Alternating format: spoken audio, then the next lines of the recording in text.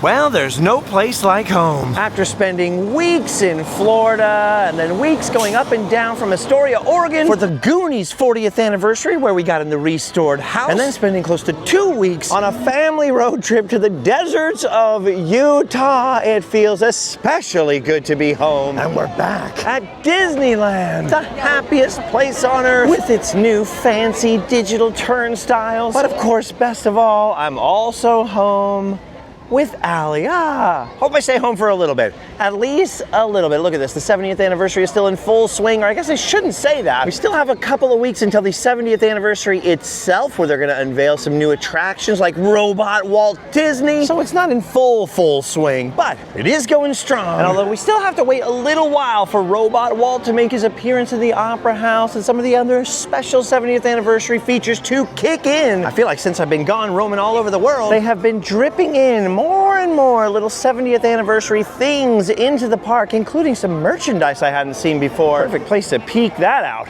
It's right over here at the Disney Showcase. Dude, this place has gone full 70th. The colorful displays, the merchandise everywhere. Most of this I saw before, but I keep seeing new bits and pieces appearing online that I haven't spied in person yet. And this is one thing I kept missing on the 70th anniversary kickoff day and every other day that I was out here, the 70th Magic Band. We were hoping today would be the day we could snag one, but apparently it's out of stock, although I do see lots of other little nifty gifties I haven't seen before. Like, look at these D-pillows over here and the reprinted old ashtrays. We were looking at this skirt and this matching shirt over here. It's like, oh, what a great design. Too bad it's not a Roosevelt shirt though. It's just for the material, you know? This one does feel nice. Not sure about the cut.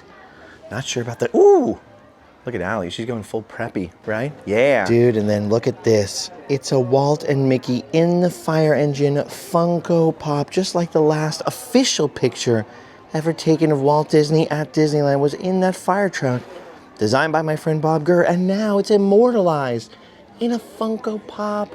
Walt's last official moment in his park. Oh my gosh, it's not even July yet, and freaking Halloween is already starting to appear. Man, I'm glad I'm broke from all those trips, or else I'd be buying stuff left and right. All right, because they didn't have the Magic Band, none of that was particularly what I was looking for, but I believe some of what I'm looking for is back over here in the old Bank of America branch. That's the bank that financed Disneyland, by the way. And although we've talked about it in some of our history videos before, a lot of people don't know that's what this building is right here. This is the old bank, which is now Disney on a Gifts. It's the fancy store. They've got some cute 70th swag in here. See, look at that. Look at the teller counter right there, and then see the big old bank vault.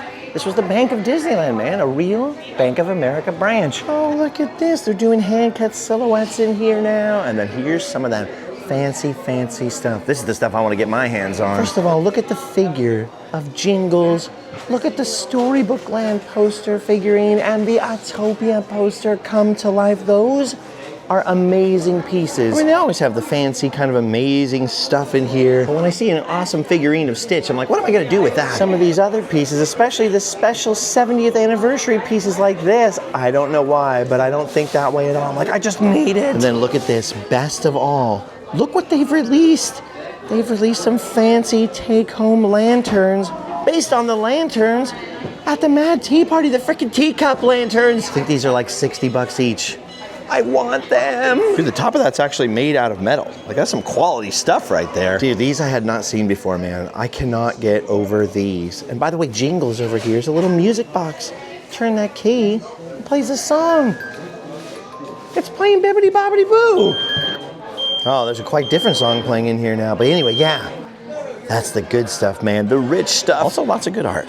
They have packed a lot of art in here. Like, not just the stuff back in the regular gallery rooms, but the whole front of the bank. It's got tons of prints stuffed into it. Anyway, we're just out here with no agenda, just taking a peek at some little things like what have they added since I've been gone? And just coming in to take a late afternoon peek because we've got to satisfy my pre-existing Disneyland reservation. But then I'm actually gonna have to leave Disneyland in a little while to go off on an unexpected adventure. So we're making the most of it.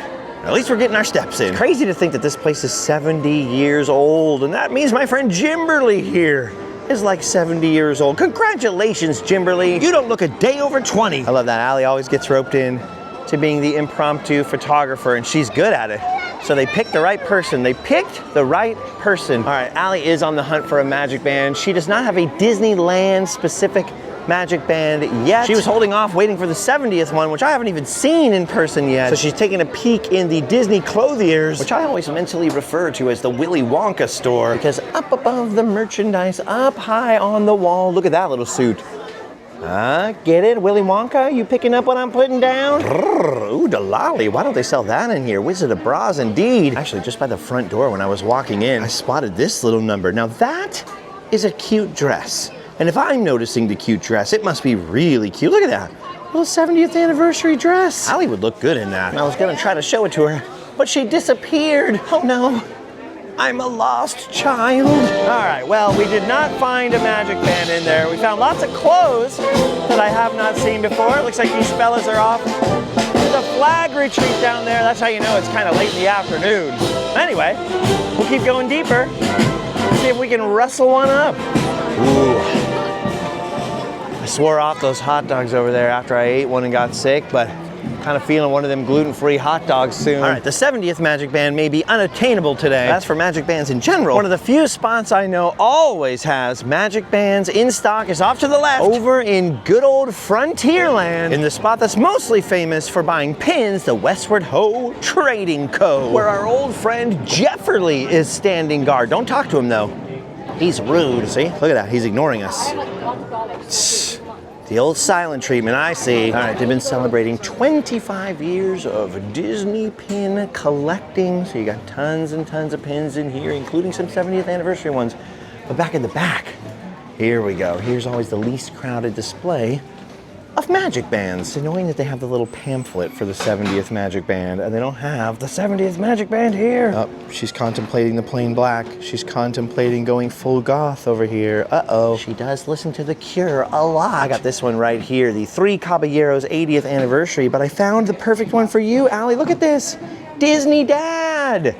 Don't you want to celebrate the Disney Dads? Come on. For me, yeah. Ooh.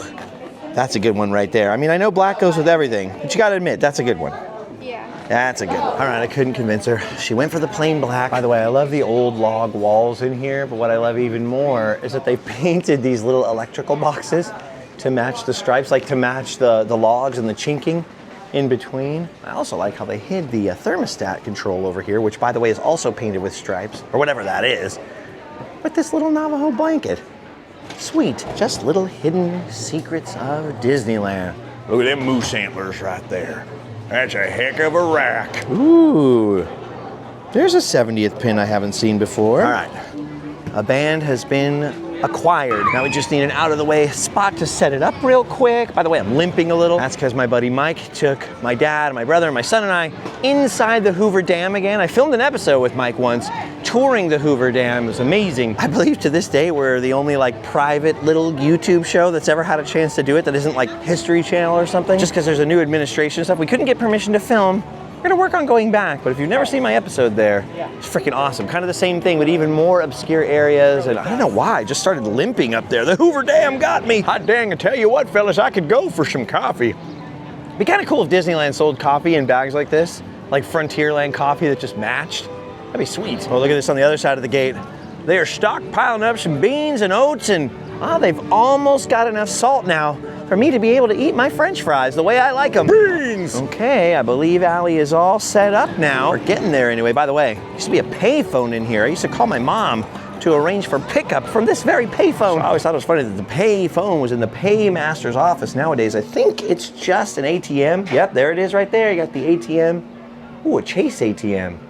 Man, Bank of America never saw this coming. If they knew about that, they would have never given that money to old man Disney. By the way, fake rock for Mickey to trap his rat cousins. Oh no, Mickey has no love for the enemy, man, I'll tell you that. All right, mission accomplished. Now it's connected. So we just head a little farther in to test this bad boy out. Over here at the Frontierland Souvenir Ticket Office. My favorite thing that they added for the 70th anniversary. Because you simply tap your Magic Band right there. You get a couple of sound effects, and then out of the hole, you get a free souvenir paper ticket. Obviously, the Mark Twain Riverboat is my favorite, but you also get a little horseshoe review and Disneyland Railroad tickets as well. We're gonna save those to give to the grandkids. Okay, now that we know that works, before I have to split from the park, we're gonna test this bad boy out, hopefully on the only 70th anniversary Magic Band experience I have not seen yet, because they have that little Magic Band tap-tap-taparoo back here by Autopia. Fun pick! That has not been working anytime I've been in the park since it's been there. And I want to see what the heck is going on over there, man. I want to see if it's working yet or not. We got Allie. We got the Magic Band. All we need is for this stinking machine to be working for once so I can see what it does for myself. All right, here it is right back here, right across the street from the Autopia entrance. I can see the little Magic Band thingies are uncovered. A little tap-tap-taparoo is engaged. Finally, we get to see what this does. All right, tap the red one. Let's see what happens. Tapping the red one.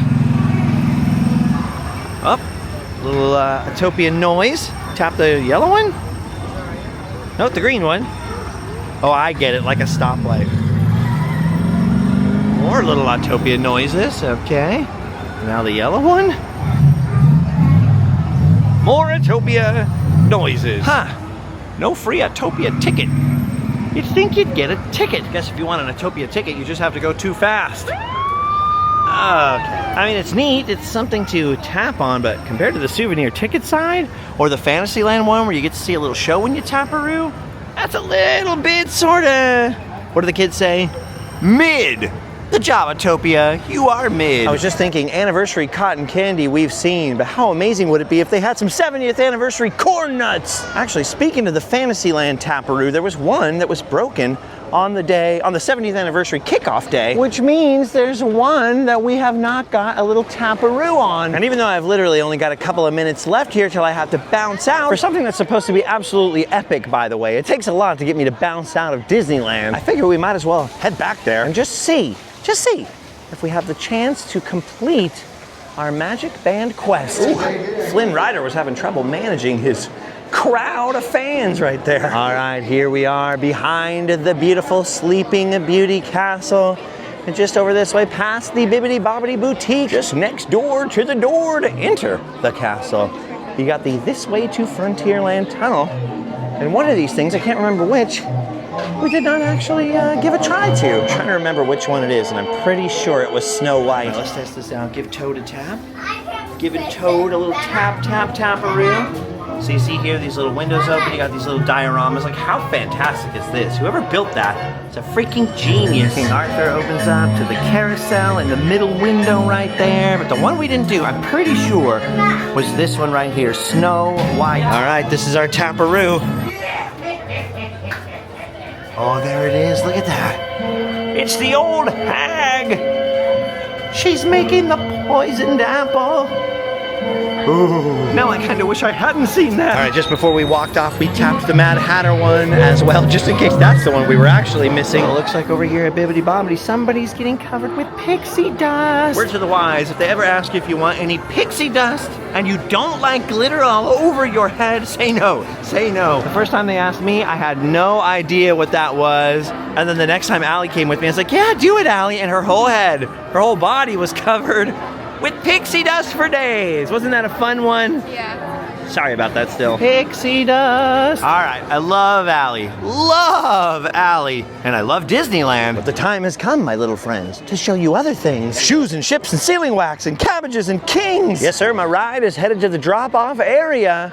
And I gotta limp my way over there to meet it, this darn knee. This darn knee! Now, as I said, only something awesome can pull me away from Walt Disney's original Magic Kingdom. And I was told, if not promised, that this next thing would be amazing. So we gotta make our way out now, fight our way through the mean streets of Main Street, USA, stick out my thumb like a hitchhiking ghost and catch a ride with a friend of mine we haven't seen for a while. And I just realized this doesn't get a lot of screen time, but Disneyland does have a drop-off and pick-up area out in front of the park. All you do is exit out of the main gates and hook a left over here towards Harbor Boulevard, where, by the way, a whole new entrance for Disneyland is going to be built in the coming years, but which at the moment is still primarily the bus loading and unloading station, also all the shuttles for nearby hotels to get into the park with its famous giant concrete cones. That's right, don't kick them. They ain't rubber. It used to be a lot more colorful, by the way. All this was built at the end of the 90s, the early 2000s for the opening of DCA. This is all gonna be transformed into the new entrance to Disneyland because they're gonna build a parking garage over the street. Anyway, that's a subject for a whole other conversation.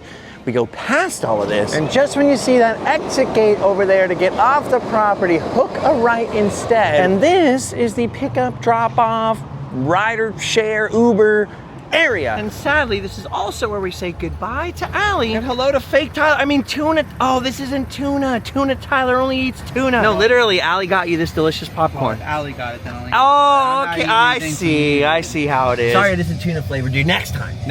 All right, so what we're doing is heading up towards and past downtown Los Angeles. We are headed up to Beverly Hills, that is. Unless Tyler completely lied to me, We should be about to see some epic movie props. All right, Beverly Hills, Century City. All right, well, we made it to Beverly Hills. We're here outside of Heritage Auctions. Last time Tyler and I were here, we were filming a little Randomland on location for the Mark Davis auction with our good friend Corey Brooks.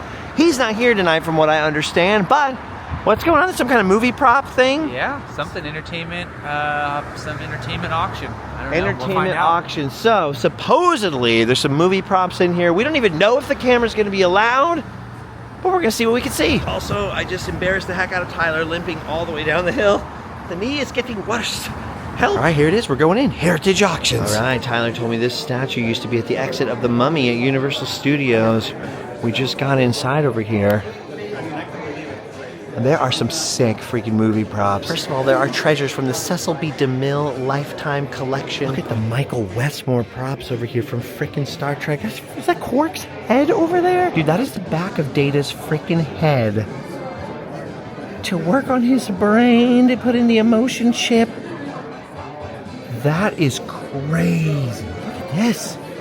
Oh my gosh, it's freaking Quark. There's this display bus. Look at this, we got some other Star Trek makeup over here. Got some Borg pieces. This is out of control. Oh, Zachary Quinto, Star Trek Into Darkness over here.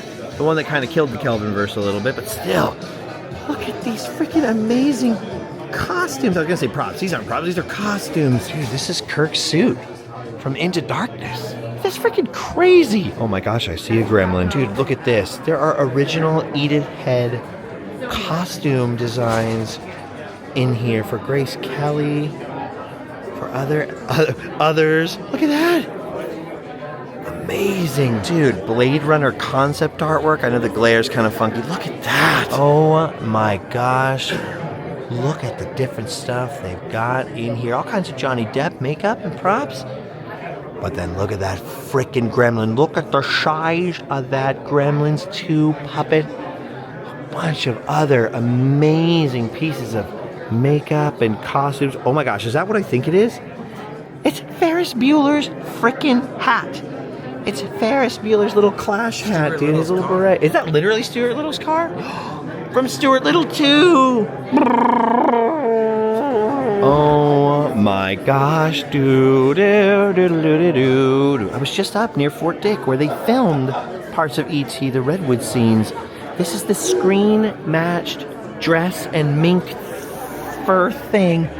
This is E.T.'s actual costume from the film. I think the E.T. itself is a replica.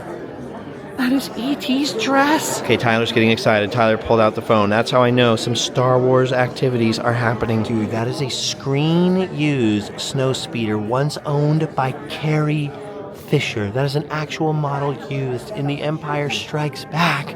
And then what the heck is that? Jabba's Palace's little drinking bowl. Dude, and these are real lightsabers? Whose lightsabers are these? That says that's freaking Hayden Christensen's lightsaber. That says that's Ewan McGregor's from the stunt scenes. We're actually doing the Mustafar, a little Mustafar, dude. I'd go there, but it's too Mustafar away. Dude, that is one of Anakin Skywalker's lightsabers. Back there in the background, that turret is a screen-used turret from the Death Star. Freaking Return of the Jedi, dude, Death Star 2. And look at that, there's Obi-Wan's lightsaber right over there. Dude, that is a signed piece of paper from George Lucas. I have always wanted to meet George Lucas, dude. That is on my bucket list. Too bad George isn't here tonight. Oh my gosh, this is original Back to the Future poster concept artwork by Drew Struzan, just sitting here over the Star Wars thing. I almost didn't notice that. Look at that. Gotta be for part 2. Look at Marty meeting Marty. That is sick. I want that on my wall. Got a little David Prowse signature on there. Carrie Fisher. But there, look at that. Obi-Wan's freaking saber. And this is a spoiler alert. Look at the cover of the catalog. I believe Rosebud is here, dude. Rosebud. Dude, episode 4, A New Hope. Oh, it's that Death Star astromech droid's actual screen-used head. It's pretty freaking wild. I just found out Tyler doesn't know what Rosebud is. He hasn't watched Citizen Kane. So I'm not going to spoil it for anybody, but you should probably watch Citizen Kane first. I'll just show you Rosebud. I won't say anything about it then. I'll let you watch the movie. Okay, and behind E.T. in this display case behind these people is something amazing. I don't want to push the fancy people out of the way, but I want to see what's in that case. It belongs in a museum. This is Indiana Jones's freaking whip from The Last Crusade. A screen-matched whip to the end scene where the cracks are opening up in the temple after the Canyon of the Crescent Moon, all that stuff. This is one of Harrison Ford's actual Indiana Jones whips, once owned by Prince Charles. They gave it to Prince Charles at the London premiere of Indiana Jones. And I was just sitting here in this display case where I could almost spit on it. Dude, I was just out at the beginning of Last Crusade's filming locations, dude. I was just climbing up to the case. It's probably how I hurt my knee. It's probably why I'm in so much pain. Coronado's dead. So are all of his relatives. Dude, this belongs in a museum. So do I. So do I. Dude, there's some amazing concept artwork everywhere if you look up. I'm just so distracted by the beautiful props. So weird. See the whip right next to him right there where he's trying to pull up Elsa with the Holy Grail? That's supposedly this whip. Dang. What do you think about that, man? It's pretty cool. Yeah. Dang. What's really crazy is that it's likely somebody in here will end up owning that. Think of that. All right, then around the corner, there it is. One of the most iconic film props in movie history. Citizen Kane, 1941. This is the actual practical riding sled, dude. That's amazing. This is incredible. Now, some guys told me, supposedly, the rumor is, this is in Joe Dante's collection. While he was working on Gremlins, somebody just offered him some props. They were cleaning out a warehouse and said, want any of this stuff? So I don't know if that's true, but if that is true, that's freaking incredible. Amazing. Okay, I was distracted by the dragon for a minute. And I'm glad I looked down here because not only are there scripts and behind-the-scenes paperwork from RKO, and this is literally like a script or something from the freaking Maltese Falcon. But look over here, even more importantly, this is the original screen story, like the original first draft of the story for The Mummy, dude, 1932, with the original title on the front of it. What is it, Cagliostro or something? The King of the Dead, before it was just The Mummy? That is the genesis of frickin' Boris Karloff right there. This is some note about Dracula from 1930 from Universal. I wasn't expecting that. Oh, the Invisible Man, what the heck? This is an early treatment for the Invisible Man. The original screen story for The Mummy. Original paper, it looks like basically for the introduction of Dracula. What's this one right here? What's the RKO one? King Kong. No. Yeah. Actual King Kong? Oh, dude, look, it just says Kong. Holy, it's a treatment. These aren't even, this is before scripts. Oh my gosh. And there's Jenna Ortega right there. Look at it. That's definitely the real Jenna Ortega. Definitely. She's a lot shorter than I thought she was going to be. I'm not going to tell you guys how much we had to pay her to take that photo, but it was a lot. Dude, we haven't even gone in the little Cecil B. DeMille section over there yet. This is freaking crazy. Dude, I just wish we had gotten the behind-the-scenes tour of this collection with our friend Corey. I was just thinking how cool it would have been to have touched one of those lightsabers over here. Now, here's something from The Mummy, Tomb of the Dragon Emperor, and now I'm finally making my way in, dude. Cecil B. DeMille. Wow, look at that freaking concept artwork for everything from, obviously, scenes in the movie, sets, even some of the advertising. This is crazy. Oh, I gotta find out what all this stuff is. I can obviously see some scripts and different books like that. This typewriter over here, what's that about? Dude, that's his personal typewriter used for the Squaw Man. Mr. DeMille, I'm ready for my close-up. And then look at this. We got some weaponry over here. This is from the 1935 film The Crusades. Holy smokes, the effort they used to put into those great Hollywood masterpieces. Somebody had to sit there and build this amazing sword. Oh my gosh. And then look at this. This is all stuff from the Ten Commandments. Are these real? No way. Dude, this is Cecil B. DeMille's personal set of 10 Commandments tablets held by Charlton Heston, question mark? This is amazing. What the heck? Okay, so the bound ones are presentation scripts, which got pictures of Yul Brynner, some of the costume designs over here, and some of the costume pieces from the 10 Commandments. Look at that little model chariot right there.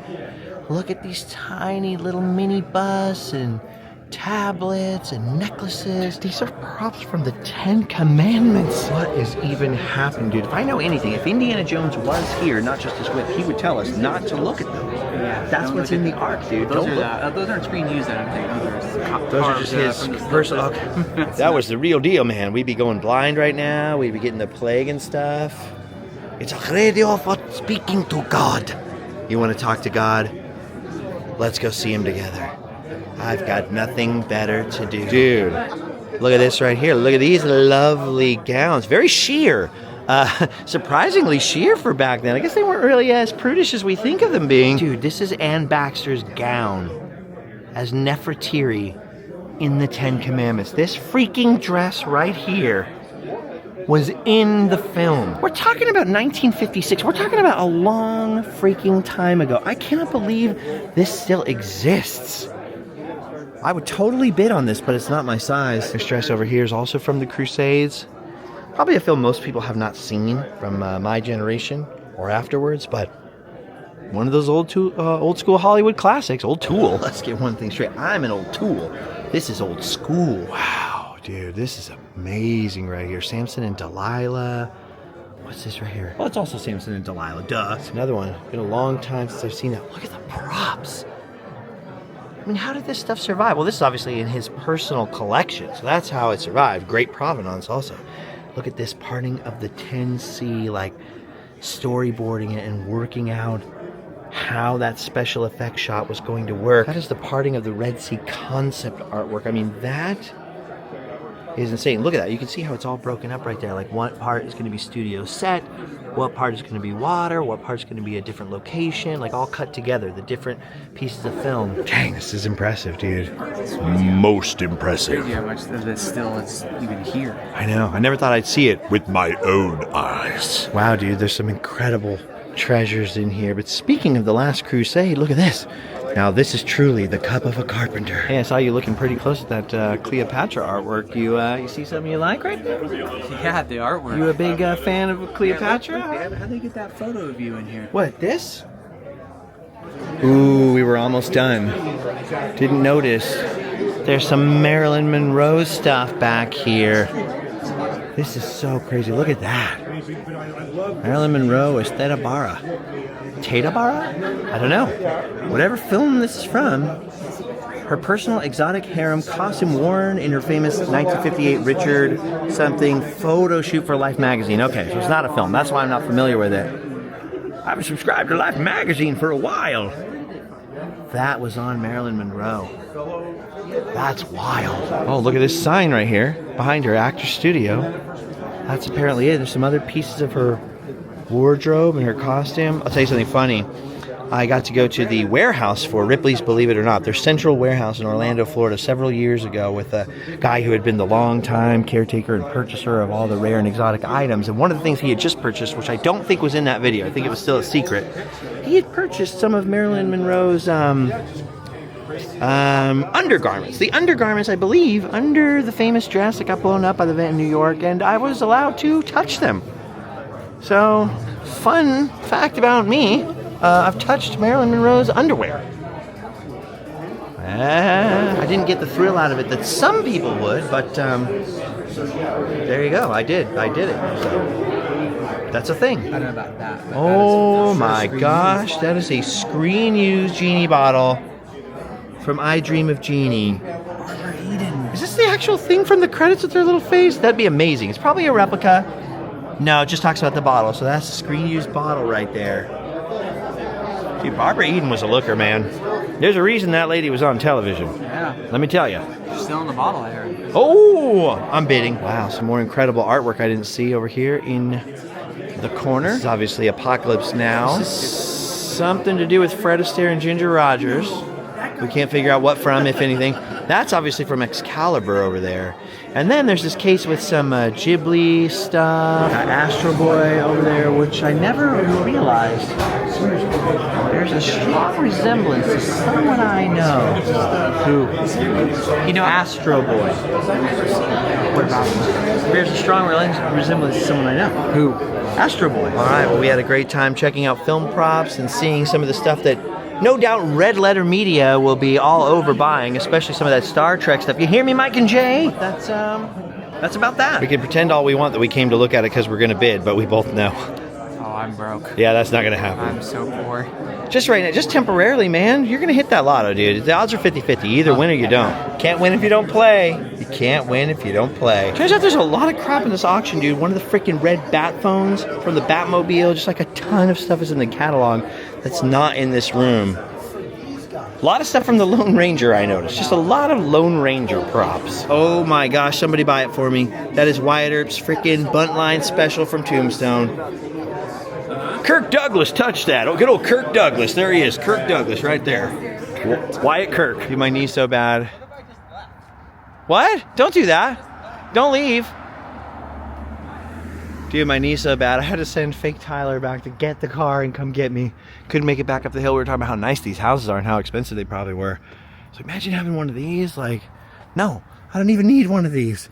I just need any house. I'd rather have a home than Rosebud, trust me. Although I'm paying my landlady's mortgage, and that's always a good thing. So, yeah, anyway. Pretty spiffy. There's an unexpected adventure for you. I've been gone from home so long now that I've got a lot of work to catch up on because I've got a Tiki meetup July 11th. Got a flyer over on my Instagram. Go over there at Justin Scarred. 2 R's. Not scared. I know. Common mistake. And I've been carving and staining and painting my little heart out in my garage. Well, they're going to have a few pieces available, but they are some choice new pieces. And Spike's going to be there from Spike's Breezeway Tiki Cocktail Hour. He's also going to be a vendor. And his band, the Hula Girls, are performing as well. Hopefully, Tuna Tyler will be out there meeting and greeting with everybody else too. Tuna Tyler likes Tiki. Okay. Tuna Tyler like Tiki. Dum dum for bubblegum, dum gum. You know the thing? You seen that? Robin Williams. Put your seatbelt on. Owen Wilson. I like to live dangerously. Put your seatbelt on. I'm not getting a ticket for you. Fine. Oh, my seatbelt on, Mom. Yeah, me. Always wear your seatbelt, kids. Always wear your seatbelt.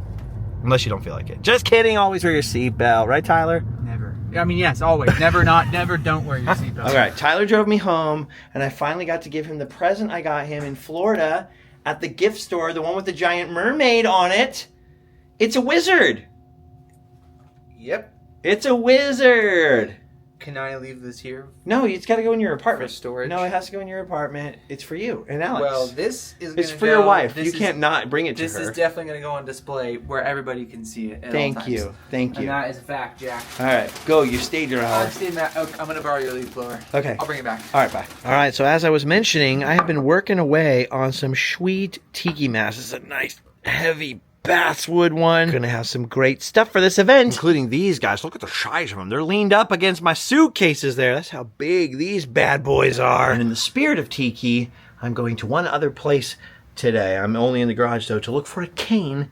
That's my leg. It's really hurting. I've been chipping away at some tikis over here, guys. A lot of works in progress. A lot of works in progress. I also have an Instagram for my tikis that'll be for sale, whatever's left over. Anaheim Arts. I think all one word on Instagram. Anaheim Arts. All right, luckily I got Allie to be my chauffeur because my leg is that bad I can't even drive over here. We're headed to the Tiki Mecca. It's Spike's Breezeway from Spike's. Tiki Breezeway Cocktail Tiki Breezeway Hour. Dude, look at this. I probably shouldn't show you this, but the Breezeway's a mess. I don't know what Spike's making. What's Spike making, Sparky? I can't pick that up right now. I can't bend because of my leg. Spike's making lamps. Spike is making tiki lamps for the event. I'm making masks. Spike's making lamps. Look at this freaking place, dude. Look at the freaking Breezeway. I got a couple of pieces in here now. I gotta get one of my good tikis in here. I made this. That's a little tribute to our buddy, Mr. Tiki Head, who passed away. I made the little spike up there, just well, quickly, just for fun. See that little Captain Spike right in the center of your screen? And then my first attempt ever at carving a tiki mask out of a weird old plank of wood that Spike brought me was back here. It's gone, he burned it. Oh, I see, he's in the crack over here where he can't embarrass anybody. There he is. There he is. You can't see him very well, but there he is, my first ever tiki mask. Spike's got it. Oh, or maybe I should say Sparky's got Sparky! Spike is inside making cocktails. Shaken, not stirred. Also, McBiff's here and Anna's here, freshly engaged. Congratulations. Spike, what's the deal? What's the event? When is this event? July 11th. July 11th. Where? Landers. Landers. In Costa Mesa. Costa Mesa. Yeah. Inside is 21 plus, where the Hula Girls will be performing. The girls will be performing. They have Breezeway cocktail blend, vodka drinks or whatever, Hamilton Breezeway rum, right? You got your own rum. It's rum. That's how we know you're rolling in the dough. Yep. And outside though, where the vending is, where I'm going to be at, where you're going to be selling lamps? Question mark. Is not 21 and up. No, it's all ages. Parking lot. Is that free? Yeah. It's free. It's free. That's all I came to say. All right, I'm leaving now. No, What? look. What happened? I got a thing. Oh. Especially for Allie. What is it? A glass made of ice? I didn't even get that. So cute. I don't know what happened. I'm limping. I got a cane. There's shrunken heads. McBiff is darn you, McBiff. Oh, there it is. Okay, so it's actually called like Breezeway Night or something. What is it called? Yeah, Breezeway Night. We're doing Breezeway Night. So Breezeway come Night. by for Breezeway Night. And what's your show called again? Spike's Tiki. Breezeway show. Right. Spike's Breezeway Cocktail Hour. Spike's Breezeway. Breezeway show. Breezeway show. And then you have a new show coming? Do we talk about that yet or not? Tiki Cocktails with Spike. Tiki Cocktails with Spike. So there will be a show that actually has the word tiki in it, and I won't be as confused in the future. Okay, goodbye, everybody. We had a lot of fun. But we are going to have tiki cocktails and Spike. Yeah, we are going to have Tiki Cocktails with Spike. With Off camera. scotch. Go home and sleep well.